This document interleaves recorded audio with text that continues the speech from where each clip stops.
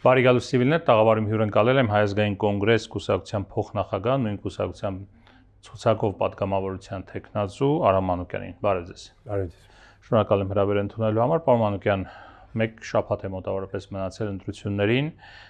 Եթե ՀԱԿ-ը պատկերացնենք մի բա, գա իշխանության կամ իշխանության մաս լինի,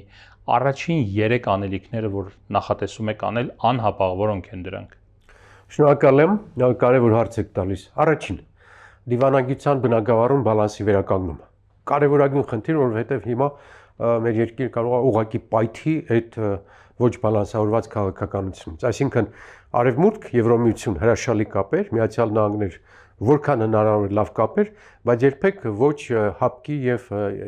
Եվրասիական տնտեսական միության հաշվին։ Այսինքն Արևելքի հետ կապերը եւ Արևմուտքի հետ կապերը բալանսավորված, այսինքն չեք հայտարարելու Եվրամիություն մուտք գործելու նպատակի մասին։ Ոչ, Եվրոմիության հետ կանգնելու այդ նպատակից հայտարարված։ Ոչ, հիմա չկա, ռեալ նպատակների մասին ենք խոսում, ոչ թե ցանկությունների կենացի մասին։ Դա ռեալ չի, հասկանում եք, ցանկությունների դաշտ եթե մտնենք, ես Եվրոպական կուսակցության անդամ եմ։ Հայաստանում առաջինը Եվրոպական լիբերալների կուսակցության անդամ դառել է Հայազգային կոնգրես, մինչև այդ Հայոց համազգային շարժում։ Այնպես որ արժեքայինի մասին չի խոսքը, քաղաքական միավորի մաս կազմելու մասին։ Այդ մեկ։ Երկրորդը տնտեսական լրջագույն բարեփոխումներ, որովհետև այդ բանի դիվերսիֆիկացիայի հետ կապված այնքան խնդիրներ կարևորի հետ կապված, որ մենք հիմա լավ գնում ենք միայն բացասական, այդ կապեր ասածս իր մեջ ընդգրկում է Չինաստանը, Հնդկաստանը, Իրանը։ Այսինքն Արևմուտք որքան կարող է շատ, բայց Իրանը, Հնդկաստանը եւ Արևելքը Չինաստանը գնալով զարգացման տեմպի մեջ, որի կազմի մեջ, այդ իմ ասած ծրագրի մեջ տնտեսական մտնում է Իրանի երկաթուղին, որ միայն մենք ենք առայժմ ասում, հետևողական ենք, հրաշալի ծրագիր է, 4 միլիարդ դոլարնոց ծրագիր է, եւ այդ ծրագիրը եթե իրականացվի, Իրանը մինչև Սևան հասնող երկաթուղու մասին է խոսքը, ծրագիրը պատրաստ է, գումարը հաշված է, տեխնոլոգիական, տեխնիկական հաշվարկները լրիվ արված են, դա պետք է լինի մեզ համար կյանքի ճանապարհ, դարի կառույց, որը պետք է հավասարակշռի արևելք-արևմուտքի բանին, ասի թրիփին խաչվող եւս հյուսիսարավ երկաթուղի։ Հայաստանը կդարձնի բան, հաբ, հանգույց, տրանսպորտային հանգույց, ոչ միայն տնտեսական առումով դա բում կլինի, այլև քաղաքական եւ խաղաղության առումով շահագրգռված կողմերը, որ այստեղով իրենք տրանզիտային ճանապարհներ ունենան, դա բերելու է խաղաղության երաշխիքի։ Այդ մեկ եւ մի բան էլ կա, որ շատ կարեւոր եմ համարում, խիստ կարեւոր, ներքին հանդուրժողականություն, առանց դրա մեր երկիրը չի կարող ուղղակի բանից դուրս գալ։ Ես օգոստոսի 23-ին 90 թվականի հռչակագրից հետո Վանոն Էստեյի մի հատ հայտարարություն անում, կարող եք մտնել։ Հայաստանը նոր պետություն կառուցելու ֆոնին պետք է ներում հայտարարի։ Ներում բոլոր նախկին հանցագործներին, բոլոր նախկին լարվածություններին։ Մենք այս վիճակով, այս սև ու սպիտակի, այս լարվածության, այս եկեղեցու դեմ, բանակի դեմ, կրթության դեմ, այս արշավների պարագայում չենք կարող հասարակություն ստեղծել եւ դիվանագիտություն եւ տնտեսություն։ Այդ առումով շատ կարեւոր է ներսում հանդուրժողականության դաշտ, որ մենք լուրջ խնդիրներ ունենք։ Ձեր իմ կարծիքով են հիմնական ձեր 3 ասելիքի մեջ չկար օրինակ Ադրբեջանի հետ խաղաղության պայմանագրի ստորագրումը։ Այդ դուք ինչպես եք պատկերացնում։ Իշխանությունն ունի հետեւյալ տեսլականը, որ կա նախաստորագրված համաձայնագրի տեքստ եւ այդ համաձայնագրի տեքստը պետք է ստորագրվի, իսկ դա տեղի կունենա, ենթադրում եմ, այն բանից հետո, երբ Հայաստանում տեղի ունենան սահմանադրական փոփոխություններ, գոնե Ադրբեջանն այդպես է ասում, որ այդ ժամանակ կստորագրի։ Դուք այդ ճանապարհով չեք գնալու, ինչ եք անելու։ Լավ է ասեցիք, որովհետև այդ ձեր ասածը մաս է կազմի իմ արևելք-արևմուտք դիվերսիֆիկացված, բալանսավորված դիվանագիտության մեջ, որտեղ խաղաղություն մենք կարող ենք կնքել եւ դա է միակ ճանապարհը, երբ որ երաշխավորները, ցանկացողները, շահագրգռվածները շատ են։ Այդ առումով մենք հիմա գտնվում ենք միայն արևմտյան պրոյեկտի մեջ, հա, Ադրբեջանին մենք պետք է ենթարկվենք, ծրագրեր իրականացնենք, հռչակագիրը հանենք, 300,000 հոգի կան եւ այլն։ Այս սա միակողմանի 300,000 հոգին բոլոր դեպքերում օրակարգում այդ խոսակցությունը կա, չգիտեմ ինչքանով է ռեալ, բայց այն որ արդեն տալիս ենք ու դա տալու process-ի մեջ է, իմ ասած բալանսավորված արևելք-արևմուտք քաղաքականության մեջ դիվանագիտական դաշտում այդ խնդիրը շատ ավելի արժանապատիվ կլուծվի եւ Հայաստանը գոնե մի քիչ կվերականգնի իր արժանապատիվ լուծել։ Արժանապատիվը այն էր, ինչ որ մեզ առաջարկում էր եռանախագահություն, այսինքն եռանախագահության առաջարկը ոչ միայն բովանդակային առումով լուրջ առաջարկ էր փոխզիջում, Մինսկի խմբի մասին է խոսքը։ հա, Մինսկի խմբի եռանախագահների մասին, այլև այնտեղ մի ուրիշ բան կար, որ հիմա չկա։ 3 գրանտ երկրներ էին կանգնած քո բանի թղթի տակ ստորագրող 3 նախագահի ստորագրություններին։ Այսինքն եթե դու տվյալ դեպքում մնայեք Ֆրանսիա, Ամերիկա, Ռուսաստան 3 գերտերություններ, Միացյալ Նահանգներ, Եվրոպա, Ռուսաստան 3-ի երաշխավորված խաղություններ մեզ առաջարկում։ Հիմա կարող եք ասել, ով է այսօրվա մեր խաղության տերը։ Իշխանությունները ասում են, որ տերը Հայաստանն է եւ Ադրբեջանը։ Արևմուտքը։ Այն առաջարկները, որ մենք ստանում ենք Մակրոնից եւ բանից։ Չէ, Թրամփից։ երկկողմանի են բանակցությունները։ Արգելի Արշալույս իմացած տարբերակում այդ խաղի մեջ մտնում է նաև արևելքը, հավասարակշռված դիվանագիտություն աշխատում, մասնավորապես Ռուսաստանը, որի հետ անվտանգության նույն համակարգում են, եւ այս հավասարակշիռ ու խելոք արժանապատիվ դիվանագիտության արդյունքում է, որ կարող ենք մենք ստանալ, մենք բնականաբար խաղաղության կողմնակից ենք։ Ոչ մեկը Կերկնում եմ, ոչ մեկ մեզնից շատ խաղաղություն Ռուսաստանը խաղաղության կողմնակից է։ Ով? Ռուսաստանը։ Ռուսաստանը շարժելնելով հարավային Կովկասում կայունության կողմնակից է եւ իր ազդեցությունը չկորցնելու խաղաղությունը տարբեր բաներ եւ իր ազդեցությունը չկորցնելու կողմնակից է։ Բնականաբար այս դեպքում քո եւ Ռուսաստանի եւ Իրանի շահերը համընկնում են եւ դու չես կարող ուղղակի հաշվի չառնել իրենց տարածաշրջանային շահերը, ազդեցությունները, հավասարակշռված պետք է լինի։ Ռուսաստանի հիմնական գործիքը մերժելով մասին չի խոսքը։ Ռուսաստանի հիմնական գործիքը, որ եղել է տարածաշրջանում ազդելու վրա, դա անվտանգությունն է եղել, ամենահիմնական գործիքը չեք վիճի դրա հետ։ Հիմա այդ անվտանգության գործիքը այն բանից հետո, որ լավ թե վատ, չգիտեմ, դրա համար քննադատում են, դրվատում են եւ այլ, Երևանն ու Բաքուն եկել են որոշակի համաձայնության, որ Ղարաբաղի հարցը էջը փակված է պաշտոնական իշխանությունների համար գոնե, հա։ Մի սխալ թույլ տվեցիք ներողություն եմ խնդրում, եկել են համաձայն, չկա այդպիսի համաձայնություն։ Չկա այդպիսի համաձայնություն հակամարտության էջի, եսի նկատու չէ, եսի նկատու, այո, եսի նկատու չունեմ խաղաղություն վերջնական։ Հա։ Եթե այդ գործիքը չկա Ռուսաստանի ձեռքին, հա, Ռուսաստանին բերել տարածաշրջան կամ վերադարձնել կամ չգիտեմ հնարավորություն տալ։ Չեմ ասում գնացել է։ Գոնե գործընթացում էլ չի մասնակցում, խաղաղության գործընթացում, հա։ Ինչ է տալու դա մեզ։ Եթե Ռուսաստանի ազդեցության հիմնական գործիքը եղել է անվտանգությունը, անվտանգության խնդիրը չկա եւ չի էլ կարող ինքը ապահովել։ Ինքը իր անվտանգության հետ կապված խնդիրներ ունի Ուկրաինայում։ Իհարկե ունի խնդիրներ, բազմաթիվ խնդիրներ, մեր նկատմամբ ամենաարդար ձևով չի վարվել այդ բոլոր հասկան, բայց ունի չէ, այստեղ բազա եւ իր ազդեցությունը այստեղ կա։ Իր ազդեցությունը եւ տնտեսական է, եւ ֆինանսական է,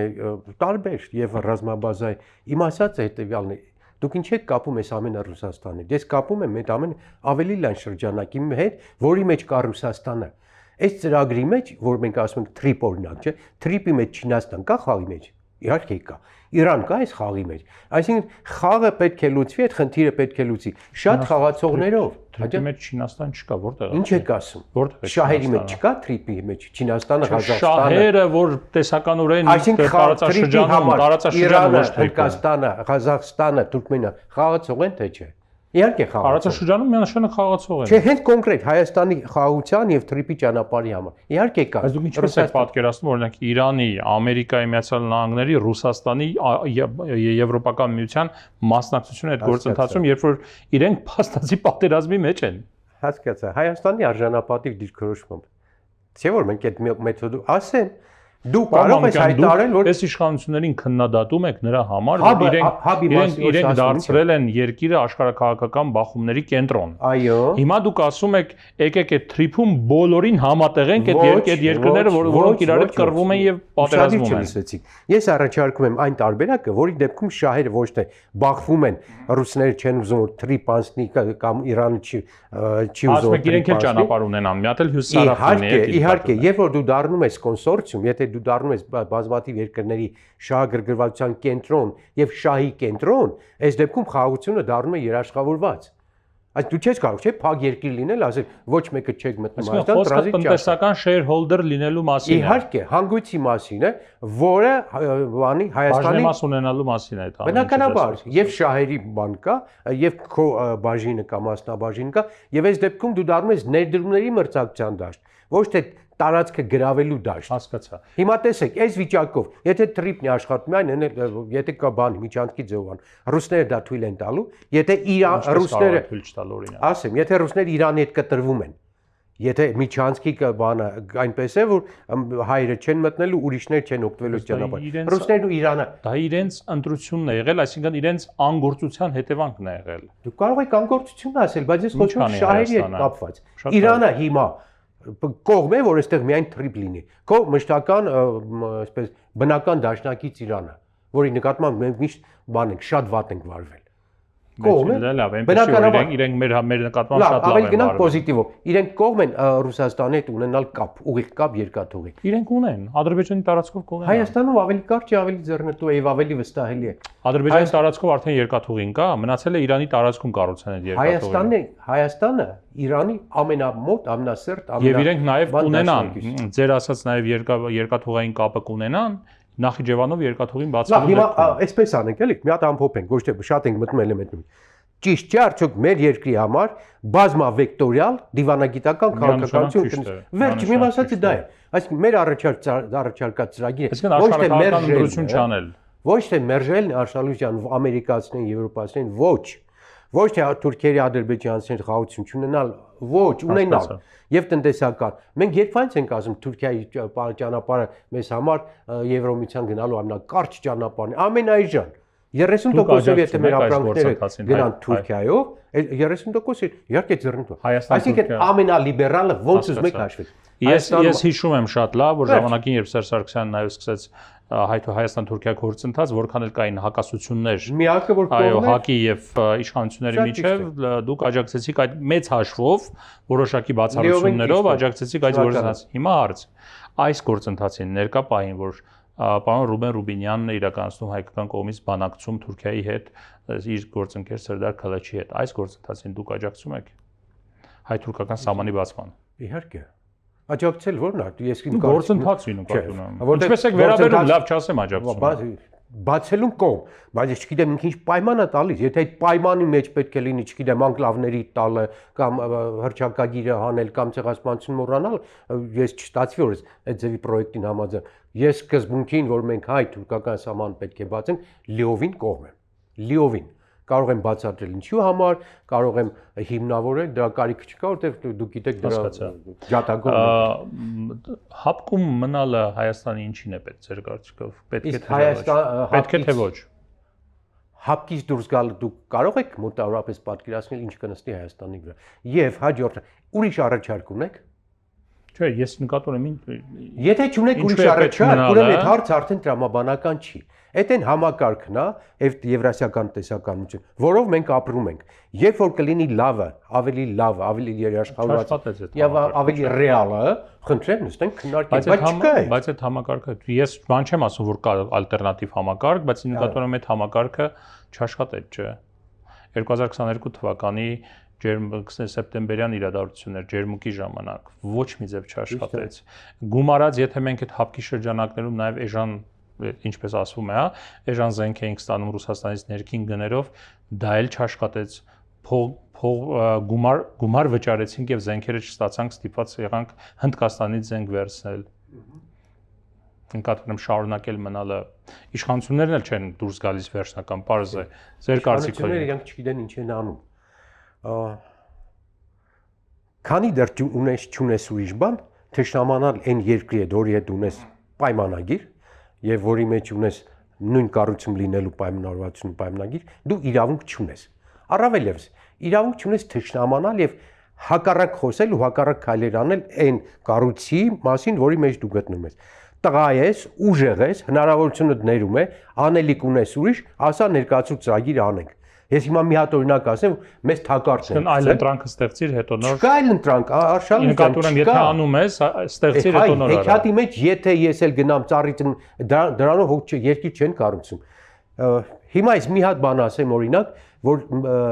այս իշխանությունը մեզ թակարդն է գցել ու շատ վատ ենք դուրս գալու դրանից, եթե հասնենք դրան։ Մեզ առաջարկվել է անհապաղ անցկացնել հանրաքվե, ճիշտ է։ ԵԱՏՄ երկրների ընդհանուր հայտարարության մեջ կար շատ արագացած ձև հանրաքվեան դեկլարատիվ հայտարարություն։ Հիմա խնդրում եմ ուշադիր եկեք լավ ելուցելով գնանք։ Հանրաքվե է այստեղ լինում եւ հարցը պետք է լինի։ Մենք գնում ենք Եվրոմիություն թե չէ։ Կամ դուրս ենք գալիս ԵԱՏՄ-ից, գնում ենք Եվրոմիություն։ Սա պետք է լինի հարցը։ Եթե մենք մերժում ենք երկու ելքն էլ հիմա քննարկում ենք։ Մերժում ենք Եվրոմիություն գնալը, սա շատ վատ բան է։ Այսինքն դու եվրոպական արժեքը, եվրոպական աջակցություն, եվրոպական ընտանիքը մերժում ես քո ժողովրդով։ Դա հաճ չուտվող բան է։ Երկրորդը, եթե մերժում ես հակառակը Ռուսաստանը, լրիվ Ռուսաստանը ասած է հապկը եվրասիական ստացվում է դու լրիվ կոնֆլիկտի մեջ ես մտնում այն համակարգի հետ, որի մեջ կաս եւ մյուսն էլ չես կարողանում գնալ։ Այսինքն այդ հանրաքվեի, որը մենք պարտավոր ենք արդեն անում, որտեղ ուրիշ կերպ չես էլ կարող ճշտել, գնում ես այնտեղ հանրաքվեի երկու ելքն էլ Հայաստանի համար խիստ բացասական են։ Պարտավոր չի Հայաստան անել։ Այսօր վարչապետ Փաշինյանը հայտարարեց, որ անտրամաբանական է անել հանրաքվե, եթե հարցը չի հասել նրան, որ Հայաստանը հայտ ներկայացնի Եվրոպական միություն մտնելու։ Բան չեն սուգում ես, քանից կարող ես ասել։ Կարող ես ասել իշխանությունների բացատրությունը եւ ոչ միայն իշխանությունների հետեւյալն է, որ ներքաղաքական ենթատեքստ ունի սրացումները դրսից։ Չեղավ։ Ես ձեզ միշտ լայնախոհ քննարկումների Ես ասում եմ իշխանությունների բացատրությունը։ Եկեք մենք լուրջ իրայք քննարկենք, էլի իշխանությունների ասած ինձ համար։ Տեսեք, հիմա տեսեք։ Ինչպես են իրենք փաստարկում, ներողություն, փաստարկները բերեմ դուք արձագանքեք։ Դա ինչ որ առումով նաև հետաքրքիր է այդ փաստարկները։ Դեպի Եվրոպական միություն գնալու կամ Եվրոպական միության անդամակցելու գործընթաց սկսելու մասին օրենքը մենք ընդունել ենք, Հայաստանն ընդունել է, Հայաստանի դեկլարատիվ այդ օրենքի 2 տողանոց ընդունել ենք 1 տարի առաջ կամ 1 տարուց ավել առաջ։ Դրանից հետո ոչ մի էական բան տեղի չի ունեցել, նկատում եմ սուբստանտիվ գետնի վրա, որ Հայաստանը քայլեր է ձեռնարկում դեպի Եվրոպական միություն գնալու։ Եվ մի տարի ոչ մի բան չէր տեղի ունենում, մեկի ընտրություններից առաջ սկսվեց միանալ այդ տումբլերը եւ սահմանափակումները։ Դուք ես կրկնում եմ, հանկարծ չի աստափացնեք, ես ձեզ դիտում եմ որպես լայն մասշտաբ։ Հիմա ասում եմ արձագանքեք։ Թողեք իշխանությունն, ես ասում եմ ավելի մեծ գլոբալ ինչ հատեղի ունեն Հայաստանում։ Եկել է այստեղ Մակրոն, եկել է Վենս, եկել է Ռուբիո։ Երեքի այցելության նպատակն էլ եղել է հակառուսական այստեղ քայլեր անելու, հայտարարություններ անելու, անգամ գործը հասավ նրան, որ հայտարարեցին, որ Հայաստանի սահմանների պաշտպանությունը պետք է օգնեն, որպեսզի հայերը կարողանան առանց ռուսների պաշտպանել մեր սահմանները եւ այլն։ Այս 3 այցելությունները վերջին 1-2 ամսվա ընթացքում եղել են հակառուսական դաշտ, ել չեմ ասում Զելենսկու բաները, որ Զելենսկին արդեն Հայաստանին աջակցելու քայլեր անում, հակառուսական, ել չեմ ասում Սաակաշվիլի հայտարարություններ են արում, գործընթաց է գնում, դրսից թելադրվող, ձեր ասածը ոչ մեկը ներսում չի եփում, դրսից մատուցող ծրագրեր են սրանք։ Եվ այդ ունեն հետաքրքիր կոնկրետ խնդիր, հակաիրանական, հակառուսական մթնոլորտ ստեղծել, դաշտ ստեղծել, նաև հենց ընտրություններից առաջ։ Այսինքն այդ խաղի մասնակիցները մեր ժողովուրդը չի։ Մեր ժողովրդին մցրել են այդ խաղի մեջ, որ մենք դառնանք հակառուսական կոալիցիայի մաս, ինչ փորձում են վրացիների հետ։ Վրացիները զգացին, որ իրենց գործիքի տեղ են դնում, հետ կանգնեցին։ Մեզ օգտագործում են որպես գործիք։ Հիմա դուք ասում եք Նիկոլը ոչինչ չի արի, իհարկե չի արի։ Հələ մի բան է գրած խեղճացել։ Ձեր կարծիքով Արևմուտք Հայաստանին օգտագործում է որպես գործիք ընդդեմ Ռուսաստանի։ Միանշանակ բացարձակ կարող եմ կրկնել 5 անգամ։ Դա լուրջ մեծ խաղացողների բախում է տեղի ունենալու այստեղ, տանում են դրան դեպի ուկրաինական բան են տանում, process-ներ են տանում, որը մեր ազգի համար կարող է դառնալ մեծ փորձ։ Բայց չեն հորդորում Հայաստանին, որ հապկից դուրս եկեք, օրինակ։ Ովքեր։ Արևմուտքը նույն։ Այդ ո՞նց են հորդորում։ Խելոք մարդիկ չեն հորդորում։ Այդ էլ անային ու պրծել է։ Կամ էլ ասեին մենք զորքերը մտցնում ենք, այս զորքերին հանեք։ Չէ, եթե խոսքը աշխարհակահաղական ընտրության մասին է, եթե խոսքը Հայաստանին իսկապես օգտագործելու մասին է Ռուսաստանի դեմ, ու իրենք ունեն բաց կոնֆլիկտ Ռուսաստանի հետ, ինչը իրանց քխանգարեր, որ Հայաստանն էլ մոտարապես այդ ձև մտցնային բաց կոնֆլիկտի մեջ։ Քայլ անում են, էլ ոնց է։ Ուկրաինային, գիտեք, մի օրվա ընթացքում եղավ այդ կոնֆլիկտը։ Հիմա Իրանում արդեն դժգոհություններ կան, այս վերջի այցելության հետ կապված, ռուսական դժգոհությունները արդեն արտահայտում են Լարսում, գազով, ավերջուկ երեկվա հայտարարությունն այ որ մի քանի անգամ ես միշտ կրկնում եմ, Հայաստանի շրջակայքում չկա որևէ երկիր, որ մեզ գազ տա։ Եթե ինչ որ մեկը գազ տա, դա ռուսական գազն է։ Այն որ նավթը գալիս է Հայաստան, Ադրբեջան, դա ռուսական նավթն է։ Այն որ Իրան կա, որը գազ ունի մեծ հաշվով։ Իրանը գազ չի տա մեզ առանց Ռուսաստանի, այս իմացեք։ Իրանը գազ տալիս է հազիվ իր համար էլեկտրական հոսանք արտադրելու բանով հրաշալի շատ լավ պայմանագիր է այվ աշխատում։ Ինքնախապեյությամբ չի կարելի զբաղվել։ Ադրբեջանը եվրոպական 8-9 երկրների արտահանում է գազ եւ նավթ, որից 17 միլիարդ խորանարդ մետր բանն է, իր ուղարկածն է Եվրոմիություն։ Դրանցից գիտեք ինչքանն է Իրանը, 10-ը, 7-ը ռուսական է։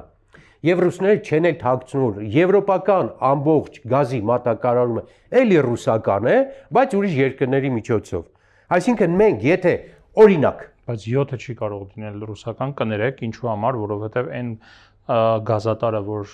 Ռուսաստանը կապում է Իրանի հետ, Ադրբեջանի հետ, որով տեսականոր իրենք պետք է գազ ստանան ներքին պահանջարկի համար եւ իրենցը ուղարկեն դուրս, եթե չեմ սխալվում, տարեկան 1-2 միլիարդ հիմա ուժեղացրել են, որ նպատակը նույնիսկ 22 միլիարդի հասցնելն է։ Ես նկատում եմ Ռուսաստանից Ադրբեջանը, ինքը թույլ խողովակ է, ինքը մեծ խողովակ չի, որպեսզի 7 միլիարդ այնտեղից Ադրբեջան ուղարկես, Ադրբեջանից էլ Եվրոպական միություն։ Ես այս թվերն եմ հիշում, Արշալության 17 հիմա էր, 22 արդեն պինդ որ ունեղած լիներ, պետք է հասցնեին, այդ ոչ այդ ավելացավ, այդ ասած չէ որ ասում եք 7-ը ռուսական է, ես դրա համար եմ ասում եմ դժվար ռուսական լինի 7-ը։ Մեկը կարող է լինել, երկուսը կարող է լինել։ Չէ, ես թվով եմ անգամ հիշում 30%-ը, ես հիշում եմ նույնիսկ 12-ի ժամանակ, երբ որ քիչ էր գնում 17 կամ 20 չէր, 12-ի ժամանակ 30%-ը 4-ը ռուսական է։ Այստեղ խնդիրը անգամ կարևոր չի բանը, քանակը չի։ Խնդիրը հետևյալն է. մենք գազ, նավթ, եթե ստացանք Ադրբեջանից, դա լինելու է ռուսականը։ Հաց, որ ասում են հաց, մացամթեր եւ որ ստացանք լինելու է էլի այդ երկրներից։ Իմ ասածը լրիվ ուրիշ է։ Դիվերսիֆիկացվի ինչքան կարող ես։ Ազատականացվի ճյուղեր շատացվի ինչքան կարող ես։ Բայց հասկանում եք, եկեք թվաբանություն գոյություն։ Եթե մենք ստանում ենք 100%-անոց գազ այնտեղից, կտրի Բուլղարիայից, չգիտեմ, բանից գնացնացի Թուրքմենիայից բեր, դու մեկ այդ տոկոսը կարող ես հասնել 10%-ի 20, ինչի ես թշնամանում այն երկրի հետ, որը քո հիմնական բան։ Եվրամիության հետ կապված արժանապատվություն կորցնում։ Եվրամիության հետ կապված հասկացա ինչ եք ասում, մեծ հաշվով հետ կանգնել այս վեկտորից, որ տանում է Հայաստանը դեկլարատիվ հայտարարությունների ֆոնին Եվրոպական միություն, ինչպես դուք եք ասում։ Շատ լավ։ Ամերիկայի հետ մենք հիմա ունենք Եվրոպացիներ Նիկոլի ժամանակ առևտրաշրջանառությունը 2 անգամ քչացել է։ Այդ ոնց են ասում ու չեն։ Ռուսների հետ գիտեք որ ավելացել է։ Ես չեմ ուզում Ռուսաստանի հետ ավելացել է, Եվրոպայի հետ չի ավելացել, ոչ թե կրճատվել է 2 անգամ։ 5%-ով է պակասել, 2 անգամ չի պակասել։ Չէ, 2 անգամ եւ 5%-ը տարբեր են։ Պարոն Մանուկյան, տեսեք, հարցը հետեւյալն է, լավ, հիմա Եվրոպական միության հետ կապված հասկացանք ձեր մոտեցումը։ Հիմա ունենք Ամերիկայի հետ բոլորովին վերջերս ստորագրած Մինչ այդ ուրեմն կոչվում է ռազմավարական համագործակցության խարտիա, հիմա դարձավ համընդհանուր ռազմավարական համագործակցության խարտիա, всеобъемляющая, այսպես ասած, հա։ Սրա հետ ինչ են կանել, այսինքն սրանից է պետք է հրաժարվել։ Ես ասեցի հրաժարվենք, ընդորում եթե մենք Չէ, հարց եմ տալիս ձեզ։ Ոչ մի պայմանավորվածությունից չենք հրաժարվում, չկա այդպիսի բան։ Դիվանագիտության կանոններից մեկն է, եթե գալիս ես, հինը չես կարող ջնջել կոմունիստներին ման, կարմիր կովերին ոչնչացնենք, սովետական կովերն ոչ ամենևին որքան կարող ես խորացրու, որքան կարող ես շատացրու, բայց մի բան ընդհանրապես, եթե դա քո սուվերենության հաշվին չի։ Այսինքն եթե դու քո բանից անկախությունից պիտի կներես այդտեղ արդեն համաձայն չէ։ Բայց այդտեղ ինչ սուվերենության Չէ, նկատում եմ կոնկրետ պարագայում կա Ամերիկայի հետ հնարավորություն խորացնել ռազմավարական համագործակցությունը, որը ունի նաև ռազմական կոմպոնենտ իր մեջ։ Այնտեղ գրած է, որ ամերիկյան որոշակի զենքեր, տեխնոլոգիաներ եւ այլ, հա։ Հիմա շատ լավ չեմ հիշում, դրա համար հստակ չեմ ցիտում։ Սրա մեջ ինչ խնդիր կարող է առաջանալ սուվերենության տեսանկյունից։ Այնտեղ մի բան ես միշտ դա եմ հետևում այդ բաների մեջ, բովանդակության մեջ գտնում, եթե այնտեղ կան բաներ, որոնք վերահսկելու են կամ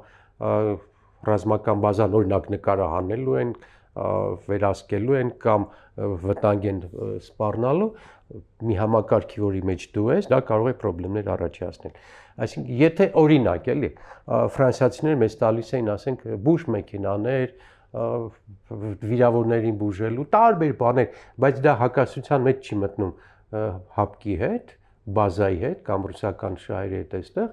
որը քո պայմանագրային պարտավորություն։ Այս դեպքում խնդիր չկա իսկապես։ Բոլոր բնակավարները, որտեղ հակասություն չի առաջանում, շատ լավ է անել։ Մեր ծրագրի մեջ մի հատ այս ձևի բան կա, Շարլույս, էներգետիկան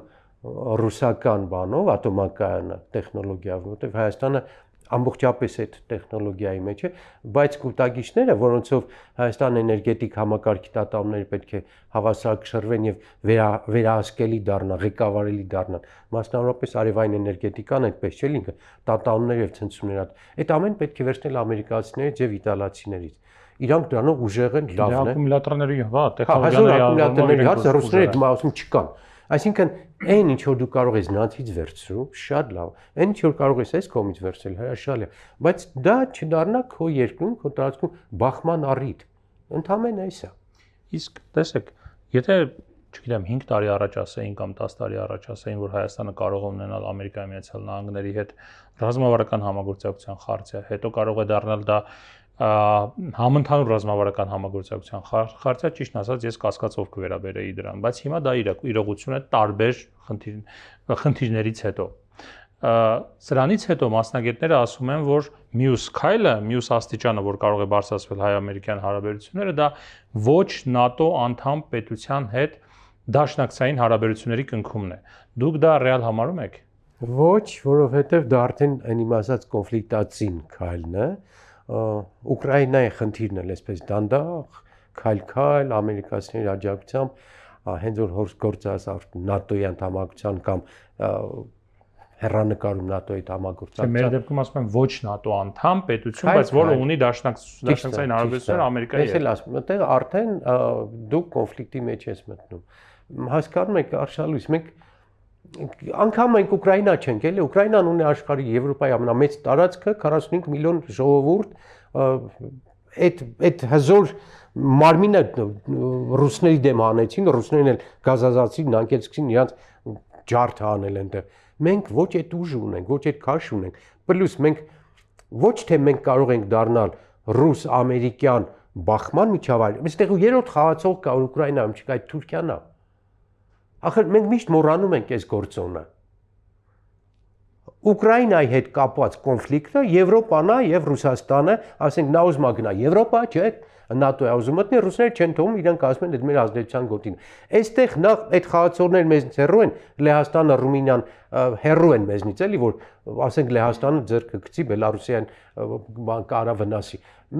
Կա այստեղ երրորդ կոմպոնենտը, երրորդ խաղացողը Թուրքիան, որի հետ մենք կարող է գիտակցաբար ուզում ենք լավ բաներ ունենալ, հարաբերություն ունենալ, բայց ներքին պատմական, այսպես գենետիկ բանով մենք խնդրեմ ունենք, վախ կա, զզվանք կա, չգիտեմ, արժանապատվական բան կա, ժողովրդի մեջ հակասական բաներ կա Թուրքիայի հետ կապված։ Մենք այս կոնֆլիկտը, որ հարարում ենք այստեղ Հայաստանում, պայմանական ասեմ ռուս-ամերիկյան կոնֆլիկտը, երրորդ կողմին ենք տալիս այդ ամենը։ Երրորդ կողմի հնարավորություններն ենք շատանում։ Դրա համար մեր 10 կտրիր, 10 հաշիվ 1 կտրել, այստեղ շատ պետքա զգուշ լինենք։ Չի կարելի այստեղ բան խաղալ, արկած խաղալ։ Կրկնում եմ, մենք Ուկրաինա չենք, 45 միլիոն չենք, որ 10 միլիոնն էլ արտագաղթի, էլի մնացածով հզոր երկիր կլինի։ Չգիտեմ, 20%-ը տան ասենք Դոնբասով, էլի մնացածը Ֆրանսիայից մեծ երկիր է։ Մենք ոնց ենք անելու, կարող եք ասել։ Այսինքն փոքր երկրի համար խոհեմություն Ռուսաստանը մեր դեմ պետք է պատերազմ հայտարարի։ Պատերազմ չեն հայտարարի։ Ես օրինակ վախենում եմ, որ այս ընտրություններից հետո իրանք այնքան արդեն արևմտամետներ եւ ռուսամետներ այնքան շատ են եւ ֆինանսավորող եւ աջակցող եւ նրանց շահերը բանանող լրիվ մենք կոնֆլիկտացին իրավիճակում կարող ենք այլ ներքին բախումներ, պարզ ներքին բախումներ, որ նրանք չեն երևա, նրանց թաթիկները կերևան, մատների ծայրով այստեղ կարող են բաներ անել։ Դու փոքր ես, ներքին բախումներում մեջ արևմտամետների եւ ռուսամետների այսպես ասած ճամբարների պարակտվում է, արշալ։ Հայաստանը պարակտվում է քաղաքական դաշտը արևելքի եւ արևմուտքի ազդեցությունների արդյունքում։ Կեսը արևմտամետ են, կուսակցությունները նայեք։ Կեսը ռուսամետ են։ Նու կեսը կարող է բանով, ոչ բան մասով։ Մի մասը արևմտամետներ են, ակնհայտ, բաց, հայտարարում են։ Իսկ հակը բազմաթիվ անգամ հայտարարել են եւ հիմա ձեզ ոնց ասեմ, երաշխավորում եմ, հայտարարում եմ, բացահայտում եմ, բարձրաձայնում եմ, մենք ոչ արևելք ենք, ոչ արևմուտք։ Մեր շահը Հայաստանի անկախությունն է։ Հայաստանի անկախությունը մեզ համար բարձր արժեք է։ Այդ արժեքի մեջ նստում է, բայց հետեւյալ է, մենք նրան չենք մերժում ոչ նրան, ոչ նրան։ Չենք կարա մերժենք համ նրան, համ նրան։ Բազմաթիվ անգամ ասում 6000 մարտագլխի կես մեկը ունի 6000 մարտագլխի կես մեկը դե հա բայց դու չես կարա Պարկասո չեն կիրառում բայց կարող ես չէ փորձել երկուսի հետ լավ հարաբերություններ չմերժել որևէ մեկին այո հիմա այդ չմերժելու դժվար բան է սա իրականացնելը դժվար է որովհետև մեկը տեր է փնտրում այս կողմ մեկը տեր է փնտրում այն կողմ ես ասում եմ ոչ այդտեղ տեր փնտրի ոչ այնտեղ երկուսին էլ օգտագործի երկուսի շահն էլ օգտագործի հա բայց եթե դու մնում ես Ռուսաստան կամ եթե դու գնում ես իմ ասած չեմ մնում ռուսական ազդեցության տակ ես ասում եմ հապկից դուրս մի արի քանի չունես որևէ բան եվրասիական տնտեսության միությունից դուրս գաս տնտեսություն քանդվում է քեզ արժանապատիվ բայ այդտեղ 4 միլիարդ դոլար Ռուսաստանից փող ա գա հիմա այս որ ստացվում է արգումենտներ են բերում իրականության վերաբերյալ ստացվում է թե պրոռուսական է ոչ հազար անգամ ոչ բայց չօգտվել այդ շուկայից, չօգտվել ռազմական, այդ տնտեսական, այդ ֆինանսական հնարավորություններից խելառություն։ Այն 3 միլիոն հայը, բայց ռազմականը չկա, այդ եմ ասում։ Ինչ ռազմական հնարավորությունները չկա։ Լավ, մի թոքայլ անեն, տեսնեմ կաշխատեն, թե չէ, Հայաստան բազանի չի դրած այնտեղ։ Սահմանով ապահովում։ 400 տարբեր հաշվարկներով ես հստակ թիվը չգիտեմ, բայց 400 միլիոն դոլար վճարել էին, որ զենք ստանային, այդ զենքը չէին տալիս։ Աշալույս ջան։ Այստեղ նույնիսկ կներեք, հա, երբեմն ձայնս բարձրացնում եմ։ Դրոշի կանգնած լինելն այնտեղ սահմանի վրա եթե ռուսական դրոշ կանգնած է դա արդեն եւ զենք է եւ դիվանագիտությունն է բայց դա չխանգարեց Ադրբեջանին կրակել 2022 թվականի սեպտեմբերին եւ իրենց զորքերն էլ որտեղ տեղակայված էին այսպես խելացի պահենք էլի կարա ձեւի բաներ լինի ցես թվում ռուսը մեզ սիրահարվածա կամ բանա 2022 թվականի սեպտեմբերը Հայաստանը իրեն Աշալուժյան էլի կարա լինի այդպես իդեալական էր պահում Ռուսաստանը էլի կարող այդպեսի բաներ լինի մենք ինչ ենք անելու մեր ասելիքը ասեք ես ասում եմ քանի դեռ չկա նորը հինը պահի հնի հետ քեզ նորմալ պահի դու շահի դրանից տնտեսական քաղաքական վերջին հարց պարոն Մանուկյան դուք քանի որ ասում եք բոլորի հետ պետք է լավ լինել երևի ռազմական շքերթը տեսել եք դիտել եք ռազմական շքերթի ըստ մասնագետների կարծիքի այն զենքերը որ ցուցադրվեցին այնտեղ կային եւ արևմտյան որոշակի մշակումներ այսպես ասած եւ չինական զինատեսակներ եւ իրանական զինատեսակներ հա չգիտեմ հայկական զինատեսակներ երբ որ դուք տեսնում եք օրինակ նույն ռազմաշքերթում ռուսական չինական իրանական իսկ Իրանը շատ դժվար է զենք վաճառում Իրանը կամ զենք տալիս է իր կողմնակիցներին իր դաշնակիցներին կամ գրեթե չի վաճառում եւ այլ երկրների զինատեսակներ սա այդ բալանսավորված քաղաքականության արդյունք չի Ես չեմ տեսել այդ շքերթը ես այդ շքերթի ժամանակ ադրբեջանական դրոշների տեսում կապանում Ես ամբողջ Սյունիքը պատտվեցի հանդիպել եմ շատ գյուղերում կապանից երևի հա ոչ թե կապանում կապան Գորիս ճանապարհն եւ բացի այդ Սիսիանի գյուղերով էլ եմ պատտվել անդադ ադրբեջանական դրոշի տեսնում եմ սիրտս մխկտում էր նրանց էլ շաբաթ առաջ եղել ենք Իրանցում այդ էլ նոյեմբերյանի Շամշադինի փակվող դպրոցների հետևից էի գնում ես վիրավորված էի զգում իմ արժանապատվությունը վիրավորված էր Այսօր քո տարածքի մի մասը գտնվում է Ադրբեջանի ազդեցության տակ։ Քո ամբողջ ռազմավարական բարձր կետերը իրանց ազդեցության տակ են։ Եվ եթե անկլավներն էլ փոխանցում ես, Հայաստանը զրկվում է եւ հյուսիսից Վրաստան գնացող ճանապարհի վերահսկողությունից եւ հարավում Քյարքի դեպքում Իրան գնացող ճանապարհ։ Սա է ռեալությունն ինձ համար։ Եվ դիվանագիտությունը ներող կլնե, ես բան եմ, ռազմական մասնագետ չեմ։ Շատ ավելին է տասնապատիկ ավելին է, քան զենքի հզորությունը։ Մենք զենքով չենք պարտվել։ Ղարաբաղը մենք տվել ենք զենքով, հա։ Մեր զինվորներ թույլ թե մեր զենքներ քիչ։ Ոչ, մենք ուրիշ դաշտում ենք տեխնոլոգիական դաշտում պարտվում ենք, ակնհայտորեն այն զինատեսակները ինչին իրենք ունեն, մենք պարտվել ենք ուրիշ դաշտում։ Մենք պարտվել ենք Նիկոլի խելագությունների ճիշտ հաշվարկ չանելու, Ղարաբաղը մերն է եւ վերջ, Մինսկի խումբը մերժելու բանից զրոկետից սկսել բոլորը մեր դիվանագիտության պարտության արդյունքներն մենք ոչ զենքի առումով ոչ զինվորի առումով չենք պարտվել եւ հիմա էլ խնդիրը Հայաստանի բոլոր խնդիրների լուծման էլի մենակ զենքի մեջ չի զենքը այս դարում շատ քիչ բան է որոշում է բնականաբար շատ է որոշում բայց գոնե փոքր երկրի համար դիվանագիտությունը խելոք ավելի կարևոր է քան զենքը։ Պարոն Մանուկյան, կարող է ձեր հարցին պատասխանել։ Ձեր կուսակցության ներկայացուցիչներն էին նաև ասում, որ այն սպառ զինվելու տեմպերը, որ իրենք տեսնում էին, եւ Լևոն Զուրաբյանն է, եթե չեմ սխալվում, այստեղ Ես էլ եմ միշտ ասել։ այն տեմպերը, որ իրենք տեսնում էին, ինչպես է Հայաստանը հետ մնում, Ադրբեջանը շարունակում զինվել եւ այլը, իրենց մոտ գրեթե կասկած չէր առաջացնում, որ պատերազմ լինելու դեպքում Հայաստանը չի կարող դիմանալ։ Աշալիա, տես ինչ տեղի ունեցավ։ 11 թվականից ես parlamentum այդ ձեր ասած միշտ կրկնում եմ։ Իրանք 15 անգամ մոտավորապես մեզ գերազանցեցին եւ այդ քանակը թույլ տվեց նաեւ դիվանագիտական շրջանակներում հաջողություններ ունենալ։ Իրենց գումարվեց, հիմա ասեմ, իրենց գումարվեց գազի գործոնը, տիպանի դեպի Եվրոպա գնալու իրան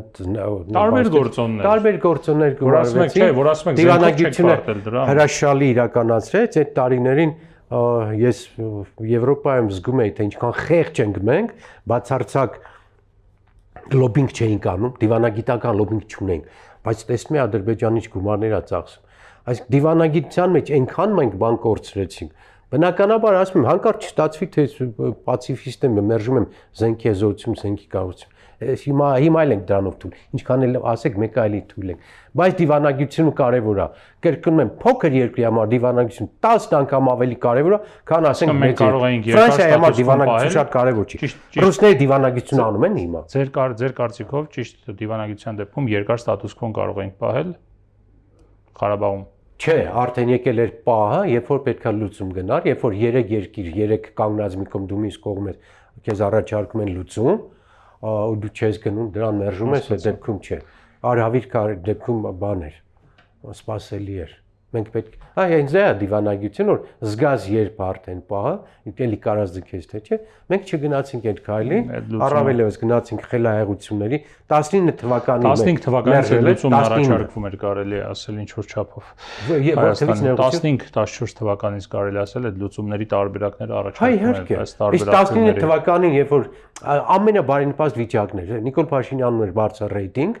առաջարկը սեղանին դրած էր կոնկրետ եւ եթե մենք գնանք թեկուզ մեզ համար ոչ ընկալելի կամ երբեմն ցավալի լուծումներ փոխզիջումային այդ լուծումը պատմական այդ պահը բաց թողնվեց եւ մեր այս բոլոր դժբախտությունները Ղարաբաղի կորցնելը դեպորտացիան եւ Հայաստանի տարածքների կորցնելը եղավ ընդհանրապես այդ դիվանագիտություն հետաքրքիր է փաստ է շնորհակալ եմ Սիվիլենտ տաղավարում ես զրուցեցի Արամ Մանուկյանի հետ առողջ եղեք կհանդիպենք